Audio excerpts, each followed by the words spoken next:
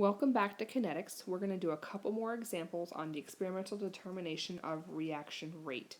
To figure out how we got here, watch my video 3a. But 3b is just a little extension. So data for the reaction of ammonium and nitrate ions in water at 25 degrees are listed in the table below.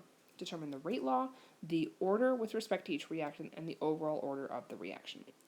So now we have 8 separate experiments. The first 4, this researcher kept the NH4 constant. So the NH4 was my control group.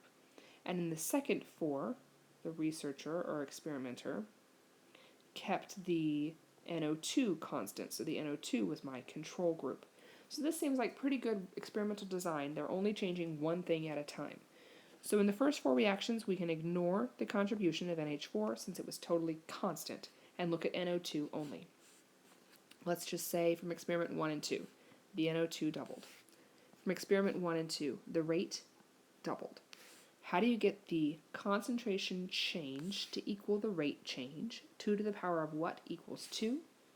Hopefully you said 1, which means NO2 is to the first power.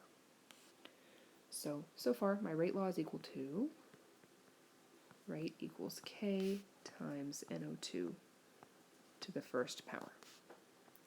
We're also going to have an NH4 plus, and we're going to figure out that order in just a second. Alright, so now we're going to look at the second set of reactions, of experiments, and we're going to completely ignore the NO2 because it's constant, it's the control group. So we're going to look at the NH4 only. Notice that the NH4 doubled in experiment 5 and 6, and the rate also doubled in experiment 5 and 6. So 2 to the power of what is equal to 2? Hopefully you said 1, which means NH4 is the first power. So NH4 is the first power, and NO2 is also the first power. I guess I'm going to erase that because we don't really write it. If it's a 1, you can leave it out. So this question's not asking us to do any math. It just says the rate law, which is what we have here, and the order with respect to each reactant. So it is first order with respect to NO2 minus, and it is also first order with respect to NH4 plus. Overall, since it's first order with NO2 and first order with NH4 plus, then that's a total of second order overall. This is a second order reaction, first order in each reactant. Alright. So now we have A and B. We're going to find the rate law and the rate constant. I want you to do this one on your own. Using the one we worked before as your guide, work this one completely by yourself. Pause the video now. So hopefully you paused the video. We're going to look at the rate law and the rate constant. In experiments 1 and 2, A was constant, so I can completely ignore A. B was doubled. The rate went up times 1. The rate stayed the same, so it went up times 1. So 2 to the power of what is equal to 1? Hopefully you're saying 2 to the power of 0 is equal to 1, which means B is a zero-order reaction. B has no effect on the reaction rate. Then if I'm looking at how A changes, notice that B stays constant in experiments 1 and 3. A doubles in experiments 1 and 3, and the rate goes up times 4 in experiments 1 and 3. So 2 to the what is equal to 4. Hopefully you said squared, which means A is squared. So the rate law is equal to K times A squared and B to the 0 power. If you want to completely ignore B to the 0, since anything to the 0 power is 1, you can totally leave it off if you feel like it. But that's my total and complete rate law. And in fact, 0 order was the order with respect to CO in the example that we worked on our last video. Now I need to find the rate constant K. I can use any set of data. I'm going to go with experiment 1, because why not? We have a rate of 4 times 10 to the negative 5 molar per second. And solving for K, A is 0.1 molar squared. B is 0.1 molar to the 0 power, which goes away. This completely cancels. When I divide by 0.1 molar squared, that will cancel. 0.1 molar squared is 0.01 m squared.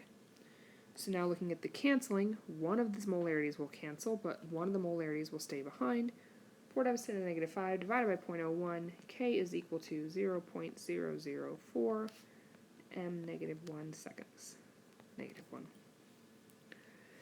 Now we're going to determine the rate when a is 0.05 and b is 0.1.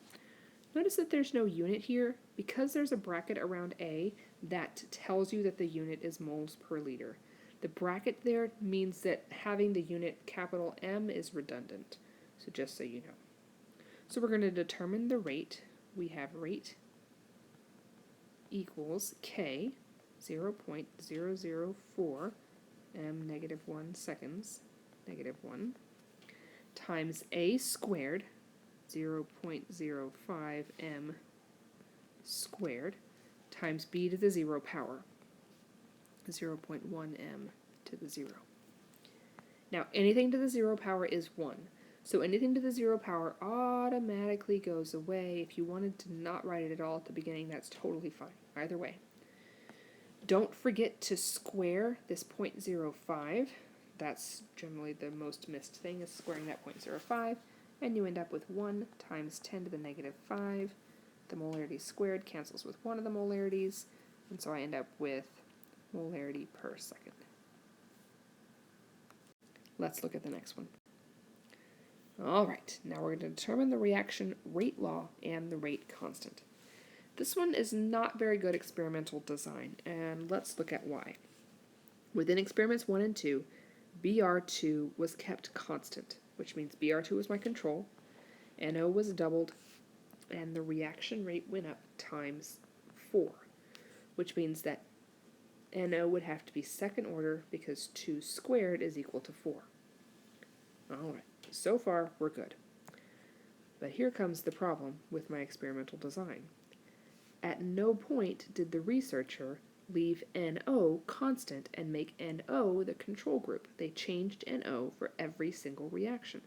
So it makes it kind of hard to find out how Br changes when NO is left alone, because NO was never left alone. So I'm going to look at 2 experiments. Let's go 1 and 2 and 3. I like experiments 2 and 3.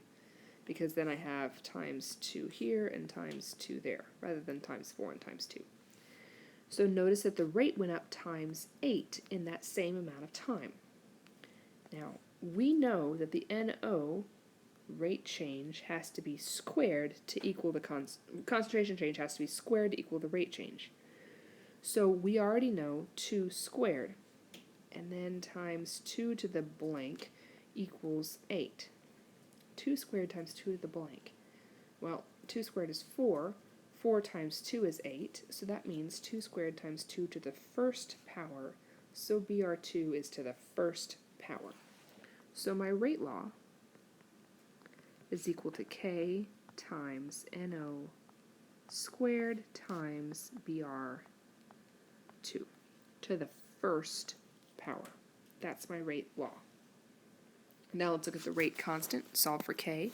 We're going to plug in any set of data. I like experiment 1 because why not? We have 0.0013 molarity per minute is equal to k times 1 molar squared times 1 molar, which is 1 molar cubed. 1 times 1 is 1. Let's see. Molarity squared times molarity is molarity cubed.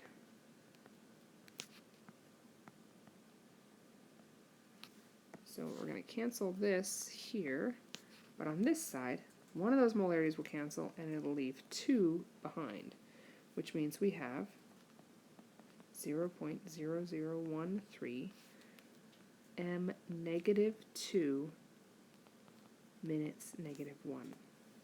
It's a negative 2 because that molarity squared that's left behind is on the bottom of the fraction, not the top of the fraction.